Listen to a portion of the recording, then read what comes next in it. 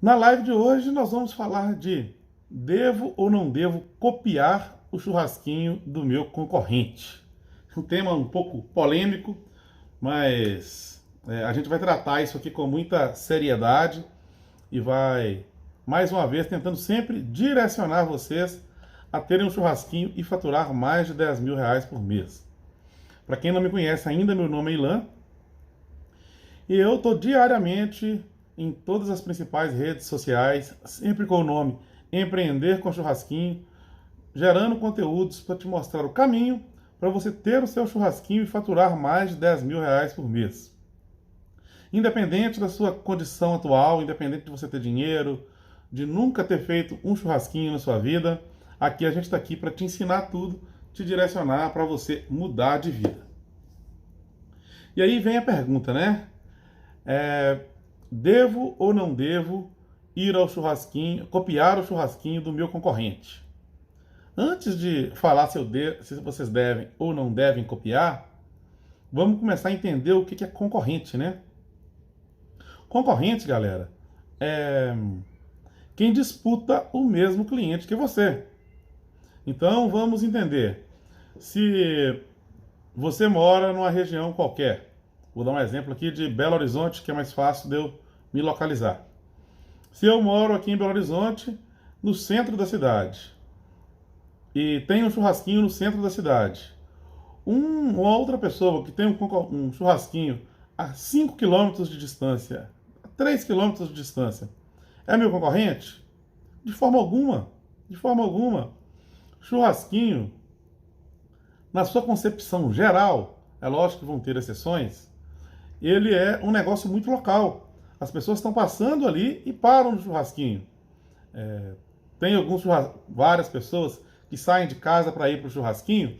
Tem. Mas geralmente ela vai no próximo à casa dela. Ela não sai, roda 3, 4, 5, 10 quilômetros para ir no churrasquinho. Esse é o modelo, né? Esse é o modelo. Modelo geral. Então, a gente já vai entender que quem é longe da gente já não é concorrente. Um bar próximo ao meu churrasquinho é muito mais concorrente meu do que um churrasquinho de 3 quilômetros de distância. Ok? Então a gente já parte por aí. Quem que é e quem que não é o nosso concorrente. Agora, se a gente deve ou não copiá-lo, para a gente ilustrar, como sempre, quem que já conhece a gente sempre gosta de usar analogias para fazer comparações e a gente entender melhor, fixar melhor a ideia. E o que acontece? Como, historicamente, eu tenho 3 filhas. Júlia, que tem 15 anos, e Beatriz e Luísa, que são gêmeas, têm 5 anos de idade as duas. A Beatriz e a Luísa. E aí, eu sempre fui, no meio da família, dos amigos, tido como um bom educador. Por quê? Porque minhas meninas elas sabem respeitar muito bem as regras, elas entendem o sim e o não. Elas, quando a gente fala agora acabou, elas entendem que realmente agora acabou. Só que elas são meninas também que vivem, que são artiosas, que você deixa elas sozinhas, elas botam para quebrar, fazem as bagunças dela, como toda criança deve fazer, né? Porque criança foi feita para ser criança. Então elas devem fazer a bagunça delas, elas devem aprontar as delas, mas com respeito, com um certo limite. Então, são de confiança, não são de falar mentira. Então eu sempre tive essa fama de bom educador. Então, teoricamente, se eu sou bom educador, eu não tenho que copiar ninguém, né? Aí que você se engana. Agora elas estão de férias, e criança, na época de férias, quem tem sabe, principalmente as mais jovens, as crianças mais jovens, elas ficam muito elétricas, ansiosas, né? Porque a vida entra meio que numa rotina. Essas férias de dezembro são mais longas, né? Dezembro, janeiro. E aí elas começam a desenvolver, vamos dizer assim, né? Algum tipo de ansiedade e tal, algum impulso ali, alguma coisa do tipo. E as minhas meninas começaram a querer comer muito. Acaba de almoçar, passava 20 minutos, meia hora, estava querendo comer uma coisa, passava meia hora, queria comer outra coisa, meia hora, queria comer outra coisa. E aí, o hábito, que é a maldição da coisa, né? Que quando você abre mão uma vez, ela acha que você tem que abrir mão sempre e acaba virando hábito. E aí, nessa brincadeira, teve um dia que elas comeram. Eu achei que elas tinham comido pouco, passou pouco tempo, elas pediram para comer alguma coisa. E aí eu deixei elas comerem essa coisa, e aí foi bem que querendo virar um hábito. Por mais que eu não deixava, ficava meio chato, porque elas ficavam insistindo demais. Pai, tô com fome, pai, tô com fome, pai, tô com fome. Só que eu sei, até pelos hábitos delas de sempre, que não era fome. Era mais uma ansiedade, uma coisa assim, uma vontade mesmo ali assim, meio que uma ansiedade de comer ali. Então eu não queria deixar, e eu estava tendo um certo trabalho com isso. E aí, agora recentemente, eu estava em Monlevade, encontrei com a minha comadre, Ariane, e a gente estava trocando uma ideia, e aí entramos no papo de filhos, né? Eu sou o padrinho dos filhos dela. E aí a gente começou a entrar no papo de filho, e ela falou que ela também tem esse problema com o filho dela, com o Aislan. E aí o que ela fez para resolver o problema? Ela criou horários para ele comer. E colocou um relógio na cozinha da casa dela. E aí ela tá juntando o útil ao agradável. Ele já é um pouco maior do que minhas meninas, mais velho. Ela estava ensinando ele meio que a olhar horas e marcando as horas dele comer. Falei, vou copiar. Ainda não comprei o relógio, mas vou comprar um relógio e vou pendurar ou na cozinha, ou no quarto delas, ou na sala, locais que elas ficam mais. E vou ensinar elas a olhar a hora, mas eu já adotei a questão delas terem um horário para comer. E assim elas não ficam insistindo, por incrível que pareça. A psicologia dela deu super certo, e isso de definir para as meninas que, não, vocês comeram em 20 minutos, vocês vão comer daqui a 3 horas. Elas conseguiram assimilar a ideia e não ficam insistindo. Olha que interessante. Aí eu pergunto para vocês, independente de eu ser ou não ser um bom educador, eu como bom educador, deveria buscar dica numa outra pessoa? Deveria, né? Aprender sempre é válido. Ninguém sabe tudo, nunca ninguém sabe tudo. Então, sempre vai ter muita coisa para você aprender, independente do quão bom você seja naquilo. Então, sim, você deve buscar aprender com o concorrente. Agora, a pergunta não é se você deve aprender com o concorrente, é se você deve copiar o concorrente, né? Antes da gente chegar nessa resposta, vamos entender que a gente deve relacionar com os bons concorrentes. Eu tinha uma loja de decorações e acabamentos e eu tinha alguns concorrentes. Trabalhava com diversos produtos. Próximo à minha loja, eu trabalhava com persiana e cortina, por exemplo. Do lado da minha loja, tinha uma outra loja, a Cortilar, que também trabalhava. E a gente tinha um excelente relacionamento. Inclusive, a filha da dona é amiga pessoal, estudava na sala da minha filha.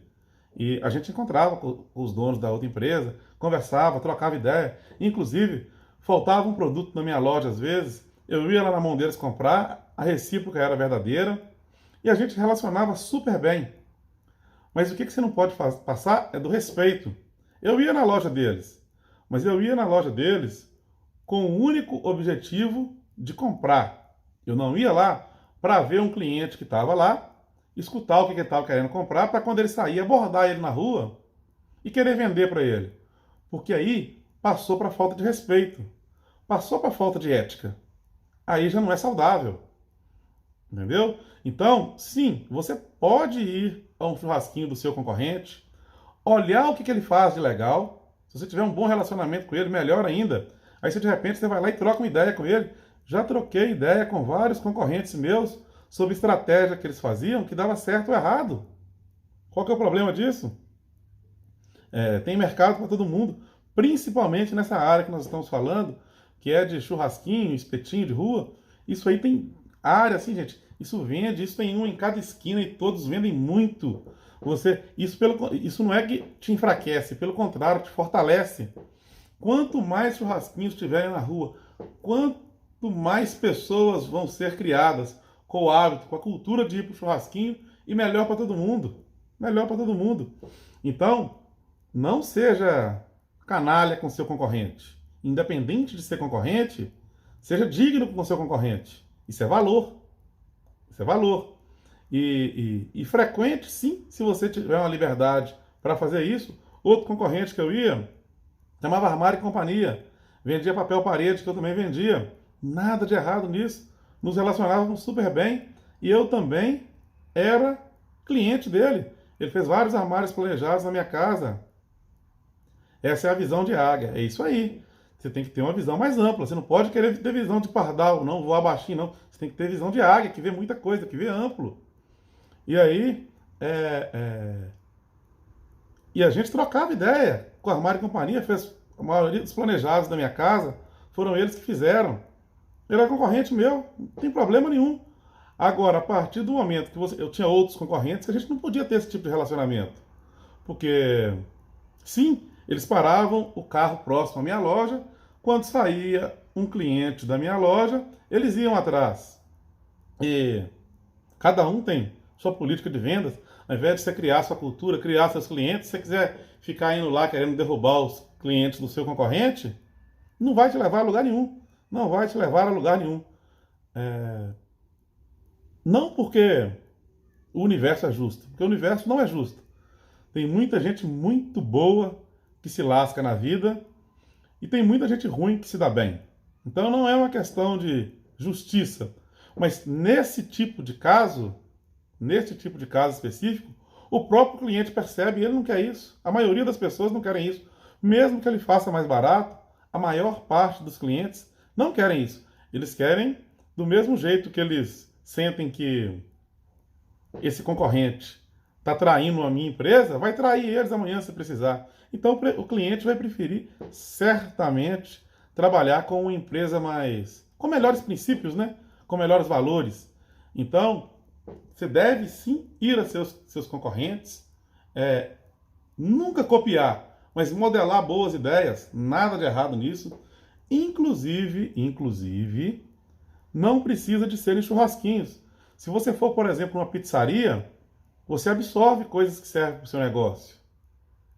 Se você for num restaurante, você pega ideias que servem para você replicar no seu churrasquinho. Correto? Então, e outra, você vai, por exemplo, numa churrascaria, e aí você vê que as pessoas, vou dar um exemplo, né? Você foi numa churrascaria, e aí eles te serviram um molho muito bom, e você viu que fez sucesso demais. Pô, pensa no molho, pensa no que tinha nesse molho, pensa no quanto bom esse molho era, o que atraía tantas pessoas. Não que você vai fazer o mesmo molho, porque até se você quiser, é difícil de fazer o mesmo molho. Mas, exemplo, né? É um molho de laranja, que combinou demais com carne suína. Se você tiver habilidade, desenvolve um molho de laranja que combina com carne suína, porque fez sucesso lá, de repente vai fazer sucesso no seu negócio também, no seu churrasquinho, e vai te deixar mais próximo de faturar R$ 10.000 por mês, que é o nosso objetivo. Então, é uma questão de visão. A gente tem que ter uma visão mais ampla do negócio. Sim, pegar ideias boas é essencial, mas a gente tem que ir com a ideia, sim, de aprender, de absorver as coisas boas e não de querer atrapalhar o outro, destruir o negócio do outro, porque tem espaço para todo mundo, galera. Tem espaço para todo mundo. Não significa que tiver um churrasquinho, eu tô com meu churrasquinho lá bombando, vem alguém e abre um churrasquinho do lado do meu, colado. Lógico que vai desagradar. Lógico. Esse sim é um concorrente. Mas trabalhe certo, trabalhe com qualidade, trabalhe de forma reta. O concorrente que abrir do lado seu é porque ele já não tem a mentalidade de uma pessoa. Ele não tem a mentalidade águia, igual comentaram na live aqui agora. Ele tem a mentalidade muito pequena. Ele quer, ao invés de trabalhar e de construir o dele, ele quer pegar o dos outros pronto e pegar carona. E a vida não é assim. A vida não é assim. Definitivamente, a vida não é fácil assim. Vou dar um último exemplo aqui. A live de hoje vai ser mais curta um pouquinho. Eu sou de Monlevade, uma cidade do interior, aqui de Minas. E teve uma época, isso já deve ter uns 10 anos, que uma mulher abriu uma barraquinha de churros lá na cidade. Acho que nem tinha, já tinha aberto alguns churros lá na cidade, mas a maioria deles tinha fechado. E aí, quando essa mulher abriu essa barraquinha de churros, ela começou a vender, vender, vender, vender, vender muito. O churros dela ficava lotado. E aí, as pessoas começaram a abrir barraquinha de churros. Em cada esquina de Monlevade, no centro, tinha uma barraquinha de churros. Conclusão. Chegou a ter umas, sei lá, umas 10% numa cidade pequena. É muito, muito mesmo. Conclusão. Todas que abriram fecharam. Todas fecharam, todas fecharam. Só ela continua, está lá até hoje. Só ela continua. Será que as outras pessoas não tiveram habilidade de negócio? Não. As outras pessoas não tinham visão? Não tinham churros bons? Não! É porque, gente, cada um constrói a sua história. Não dá para pegar carona na história dos outros.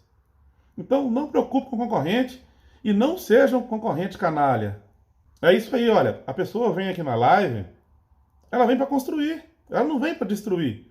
Aparecem pessoas, eventualmente, querendo falar mal, querendo falar que sua luz aí está atrapalhando, está estourada no fundo. Não. A minha ideia aqui, eu vim aqui para construir. Eu vim aqui para criar minha história, para ajudar as pessoas a terem o seu churrasquinho, mudarem de vida através do seu churrasquinho. Talvez tenha outras pessoas que falam sobre o mesmo assunto aqui, eu nem sei. Porque não me interessa o que os outros falam. Eu sei por que eu vim aqui. Eu sei o que eu quero passar para as pessoas. Que é construir um negócio sólido, um negócio que seja bem administrado, um negócio que vai crescer com o passar do tempo. Essa é a minha ideia aqui de ajudar vocês a construírem isso. Esse que é meu sonho de ajudar vocês a construírem. A ideia é a gente sempre ter ideia de construir e ter um propósito na vida. O seu propósito tem que ser mudar a sua vida, mudar a vida de quem interessa para você, quem é importante para você. Repetindo o conceito que eu falei no meio da live aqui, que eu acho que até passei rápido por ele, eu acho ele muito importante, é o quê? Se tiver muitos espetinhos, isso é para qualquer meio. Qualquer meio que você for para ele, você vai entender isso. Quando você está em um meio que é muito forte, tipo, por exemplo, curso de inglês. Vamos pensar no primeiro curso de inglês que chegou no Brasil. O cara chegou, ele tinha um tamanho, mas as pessoas não tinham a cultura de fazer curso de inglês. Hoje, tem centenas, milhares de cursos de inglês. Você acha que isso foi pior ou melhor para ele? Certamente foi muito melhor, porque difundiu a cultura de se fazer inglês. Talvez ele sozinho não conseguiria fazer isso. A minha forma de dizer que seu conteúdo é super relevante e sua forma otimista é inspiradora. Ó, o que é isso? Muitíssimo obrigado mais uma vez. O bem gera o bem. Você está me fazendo bem, como aparentemente eu também estou te fazendo bem. Feliz e muito lisonjeado. Muito obrigado mesmo. Tamo junto, valeu!